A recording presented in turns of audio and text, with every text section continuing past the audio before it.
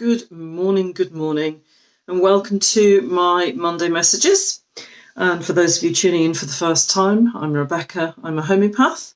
I'm a QTT practitioner. I'm a holistic life coach and natural health advocate. So just coming in here on a Monday to share a thought or a simple practice, anything to help support us all in being able to live our best lives. So, those of you who've been watching me recently will know that I have recently invested in this little device, Healy, biofrequency device, and I'm exploring it at the moment. And one of the programs that came up for me over the weekend was something called The Power of Three.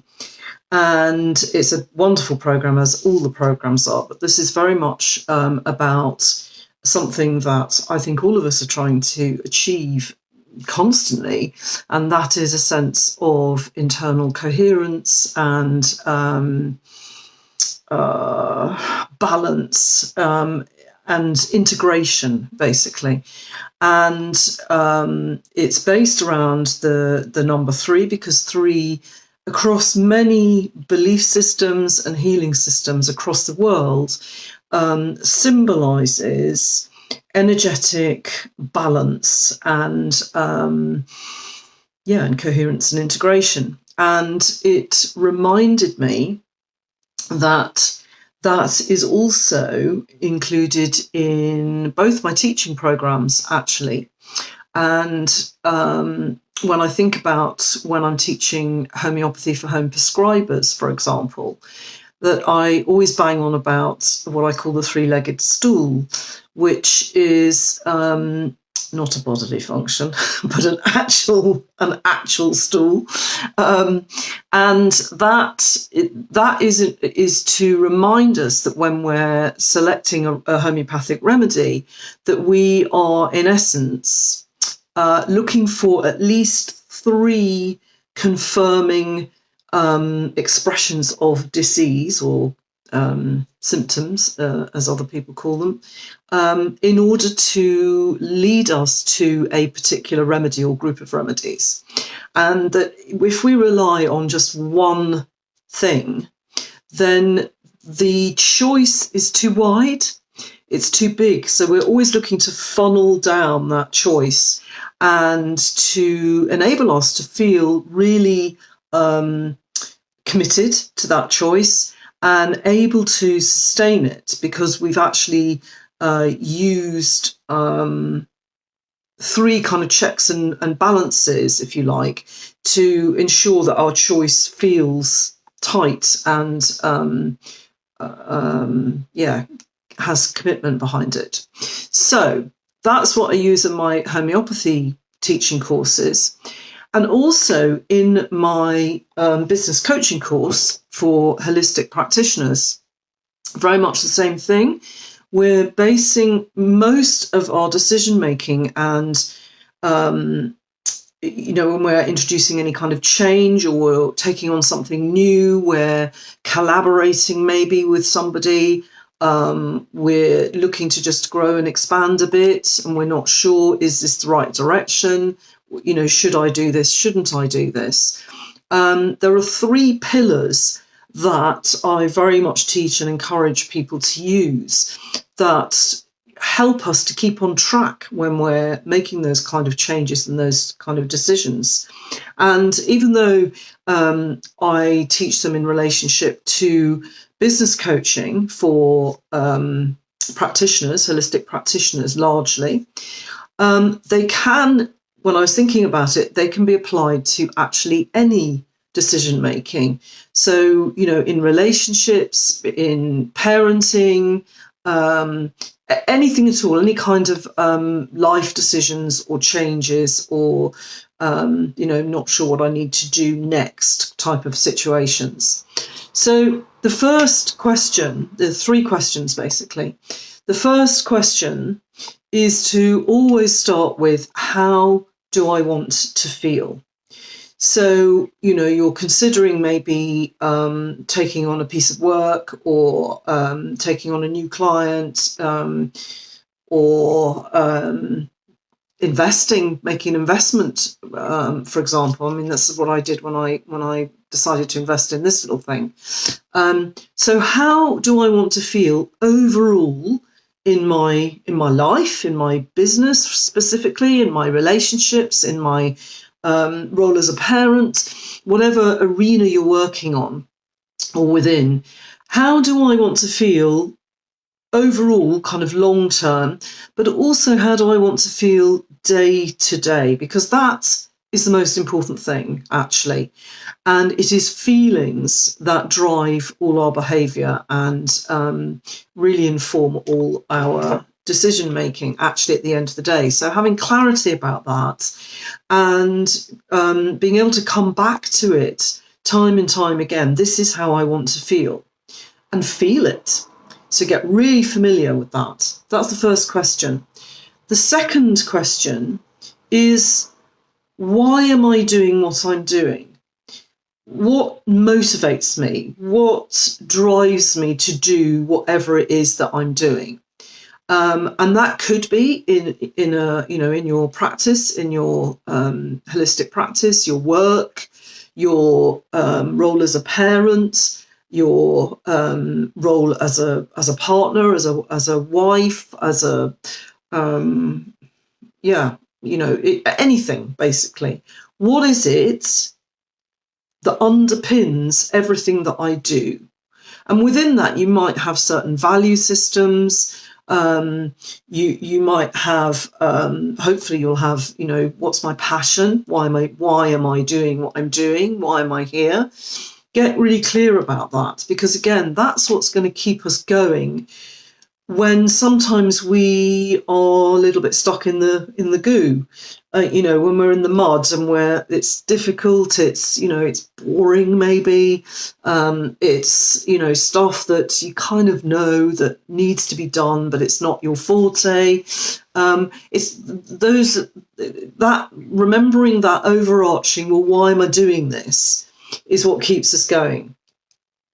And the third question, which is a check and balance for the first two actually, is, will whatever it is that I'm deciding to do or not do, will this actually help me, support me to feel how I want to feel, and to actually feel that I'm doing what I know I should be doing, what I feel with every fibre of my being that I am about, and that I'm, the reason I'm doing what I'm doing. So that's the last question.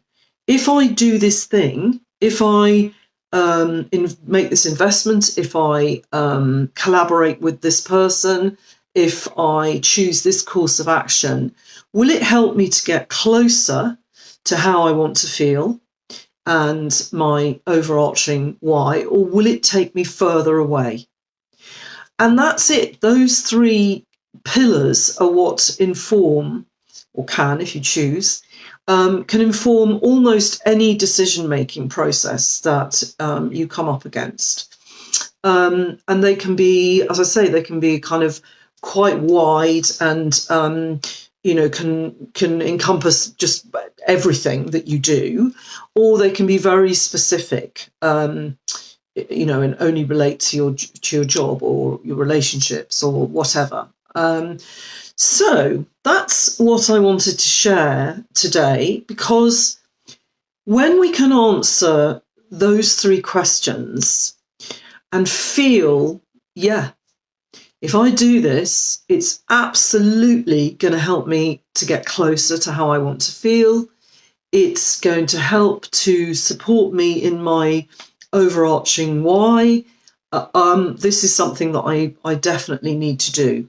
Then, as I say, everything will feel in coherence. It will feel that you're making a united decision, that you're making a united, coherent, integrated choice. And then if things come in that cause you to question that, which is not necessarily a bad thing, that you can, it might cause you to review it, perhaps, maybe. But it will be a much quicker process for you to go, yeah, no, this is right. This is the right thing for me at this time in this situation. And I know it because I feel it and because I've done my due diligence, basically. And that can be really little decisions if you're not very good at making those and feeling good about them, or it can be the big decisions in life. It doesn't really matter, but if you use those three components, those three legs of the stool, then you're much more likely to make decisions that are supportive to you in who you are and how you express yourself and where you want to be in the world, and that you will be much better able to sustain them because they're coming from you, they're coming from your heart, they're coming from your belly, your heart, your head, all of it. So that power of three is majorly powerful for us if we can harness it. So yeah, that's pretty much what I wanted to share with you today, because I think ultimately the more we feel in coherence and aligned and strong in ourselves in any situation, then that radiates out to everybody else. And we are not so likely to get sucked into other people's worries and other people's beliefs and other people's perceptions of what we ought to do, because it's never about what other people think we ought to do. It's about what feels right for us in our bodies and in our minds as well, and in our spirits, of course. So I will leave you with that thought this week, and maybe you can just practice, write those questions down, those three pillars. Think about the three-legged stool. I forgot to say that, but kind of obvious. When you're thinking about a stool, it's no good having one leg because it won't balance you. It will not keep you up. If you have two, still not great, unless they're incredibly thick legs. But when you have three, everything works. That's why stools have three legs.